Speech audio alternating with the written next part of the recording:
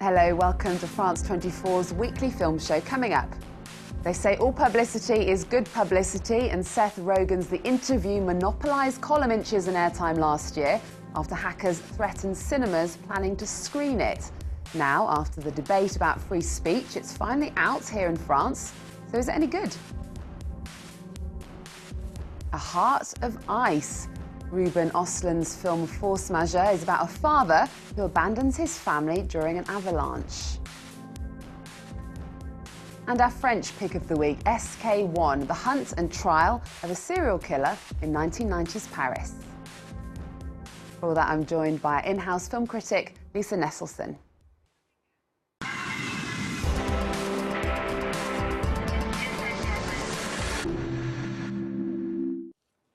Hello, Lisa. Hello, Eve. Now, The Interview is out in France, and apparently the movie that brought an American film company, production company, to its knees and prompted the President of the United States to take action against North Korea. It's a non-event here. You've seen it. Tell us more. Well, I saw it on Friday night, 2 days after it came out, and the French title is L'Interview qui tue. So you ask for a ticket to what translates as The Killer Interview, please. Right off the bat, I would just like to say I laughed quite a bit, even though this is a technical term we in the trade call a dumb movie. This is really a dumb movie, but I laughed more in the first 10 minutes than I did in, say, the entirety of last year's runaway French hit, Serial Bad Weddings. As you said, this studio Sony that made this, they have James Franco and Seth Rogen as American TV professionals who land an interview with the leader of North Korea, and they were the victim of this devastating hack, and in the face of threats, they backed down from releasing the film at all at Christmas in the U.S. Then no less a personage than the President of the United States expressed his displeasure at Sony running scared. Still, no American cinema chain would touch the film for fear of reprisals, but a certain number of independently owned American theaters did show the film, which was also made available as video on demand. So were French cinema chains quaking in their boots? Well, not as far as I can tell. It's in commercial theaters here, neatly spread among the 3 leading exhibition chains rather than in indie houses, so that's one huge difference in handling. And I think the film is an excellent example of American humor in the same way the illustrations typical to Charlie Hebdo are a fine example of French humor. You either get it or you don't, and if you take it the wrong way because you lack context or you suffer from literal mindedness, you may find it offensive instead of funny. The Interview makes fun of a certain style of American TV too, I have to say. So Dave Skylark is the host of a talk show. We get right away that Dave is none too bright, but his none too brightness is perfect for the kind of TV he does. When it's announced that Dave will be going to North Korea to interview Kim Jong-un, the CIA makes this small request. Could Dave and his producer, Aaron Rappaport, please assassinate the guy, seeing as they're already there? So here we see the CIA tutoring Dave in how to give a lethal ricin handshake. Dave needs to appear casual as he is transferred from his room to the broadcast facility. It is critical that he keeps his hand open and touches nothing. Dave Skylark. Dave will bow to Kim, then shake his hand, immediately disposing of the strip in his jacket pocket, which will be lined with an absorbing agent that denatures poison.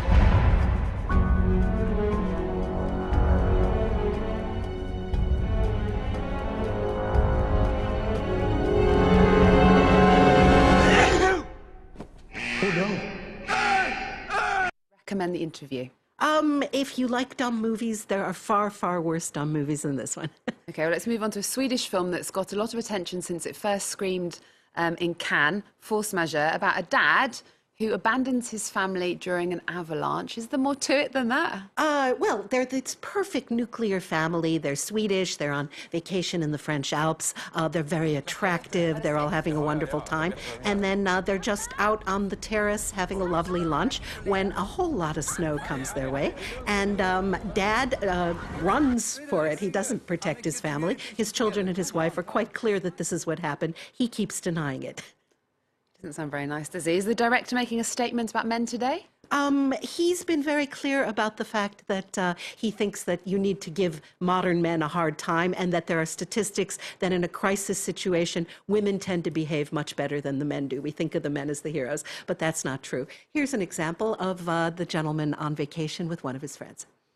I just came to tell you that my friend is staying over there. Yeah? She thinks that you're the most good-looking man in this bar. Okay. Thank you. You're welcome. Have a good time. Yeah, you too. Thank you. Bye-bye.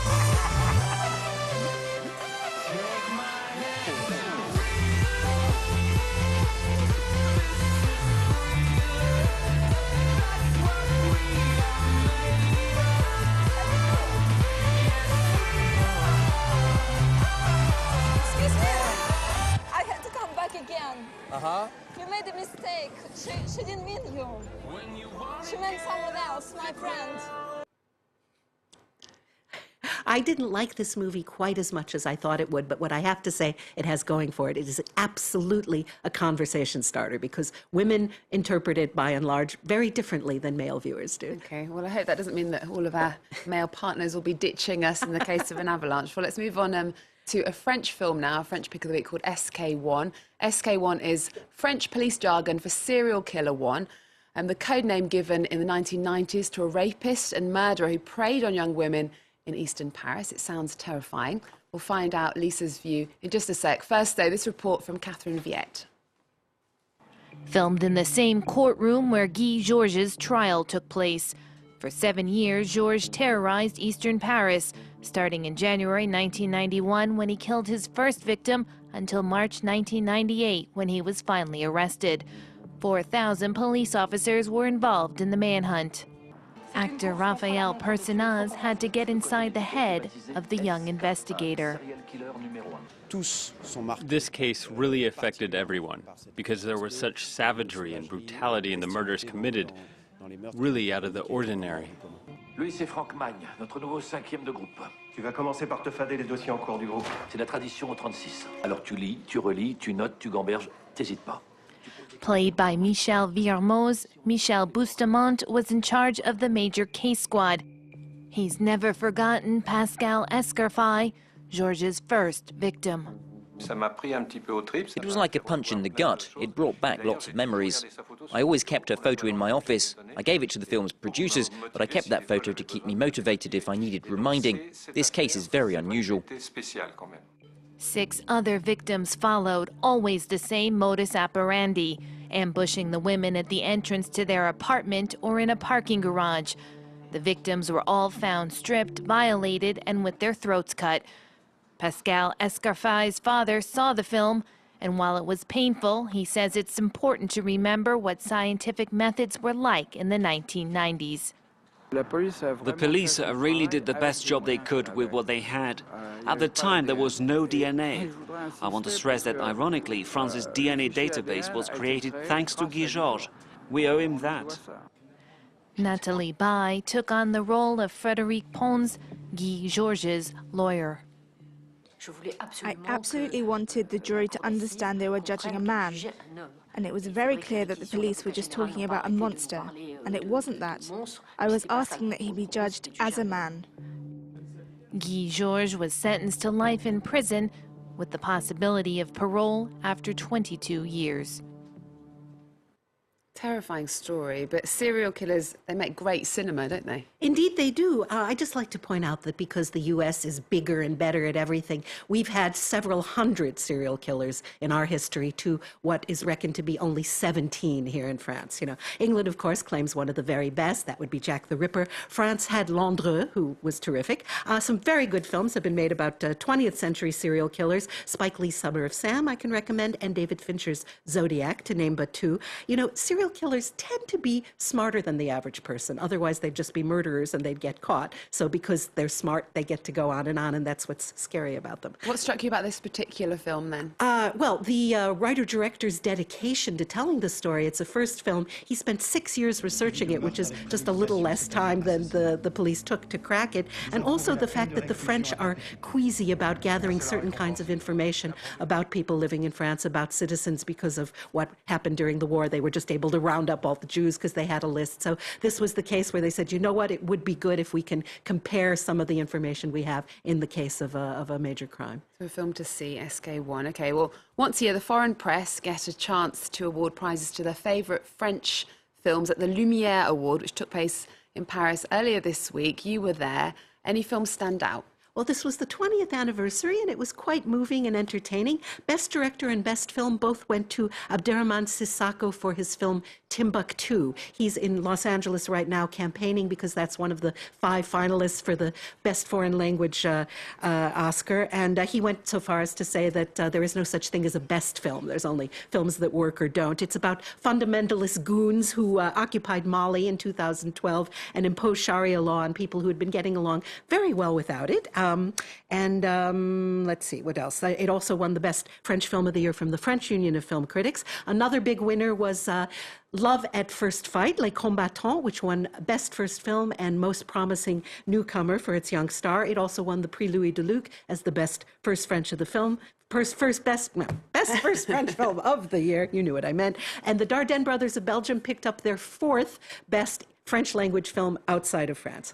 And Gaspard Ulliel won Best Actor for playing Yves Saint Laurent in Saint Laurent. Okay. Thank you very much, Lisa, for joining us. Now we're going to leave you with the latest film from Andy and Lana Wachowski, Jupiter Ascending, starring Mila Kunis and Channing Tatum. It's been described as a beautiful mess and roaringly naff. We're going to let you judge. Remember our website. We're also on Twitter and Facebook. There's more news coming up on France 24 after this. You should have told me the truth about why you wanted her.